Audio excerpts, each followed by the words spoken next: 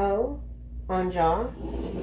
Hi everyone, welcome back. A week ago, I wanted to talk about artificial intelligence. I've been accumulating a couple opinions and I've been mulling it over in my mind, and I found out that my opinion on artificial intelligence, I thought it was like a hot take or something.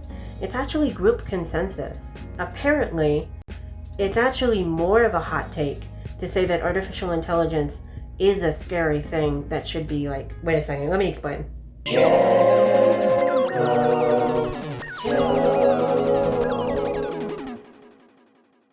So intelligence is defined as the ability to learn. In order to learn, you have to actually change the way that you think. The processes that lead you to one conclusion have to change into a different, better conclusion. Programming code itself can't really change itself in the same way that this video can't actually edit itself. There has to be somebody like me or some sort of meta code that builds code, takes it apart, and then puts it back together again. The same thing that I'm going to do to this video.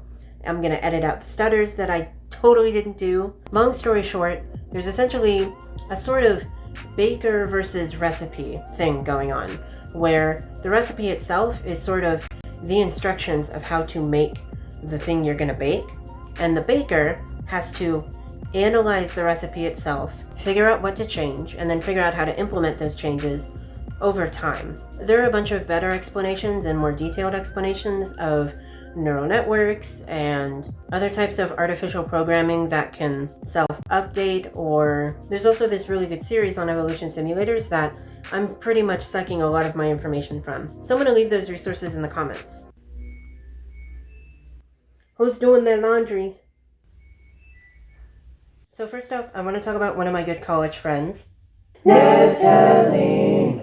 I think the coolest thing about her response is that there's this direct belief in like the autonomy of artificial beings. Like, they can make complex decisions, yeah, and they can definitely decide quicker than humans. But I think my personal thing is, I don't know if an artificial intelligence has the ability to understand why it does the things it does. Like, if there was a meta program that made programs that could make other programs, my mind can't wrap itself around information that compresses like that. But also, when I think about it personally, we're essentially biological intelligences, right? We arose biologically, and we can't necessarily know what each neuron does or why each neuron does what it does, but big systems can come together and make absolute decisions, you know? And that's only biologically. So I think not only is there already this conclusion that artificial intelligence is essentially what we were, but faster and cleaner, but there's already this belief in autonomy, which is actually really fascinating and something that I didn't actually consider when I'd asked the question a week ago. I got a response on Reddit from a guy named Bandroos5, and I think he brings up a good point about how bad people can use AI in bad ways, but that's not necessarily the same as an AI choosing to do things bad. I asked a different question a couple minutes later, like, what if they're told to change, right? And I think his response is pretty reasonable, you know? The broader or less defined a goal is, and or the more meta that goal is, the harder it is to really think about in terms of programming. Meta-analysis doesn't really translate well when it comes to telling a program to do something. Technically and theoretically, artificial intelligence isn't really bound by the physical world as much as we are, but there is no way to accurately execute that kind of meta-analysis without it having to be understood by us, because we have to be the ones to tell the program to, change, or to make programs that change, or to make programs that understand how other programs change. What we have in our hands is really a kind of entity that hasn't existed before. Something that can be reasoned with, but can't feel. And I think there's something essential when it comes to being human and deciding what's good and bad that we can't quite communicate to an artificial intelligence yet. At least not with the way that we're doing things now.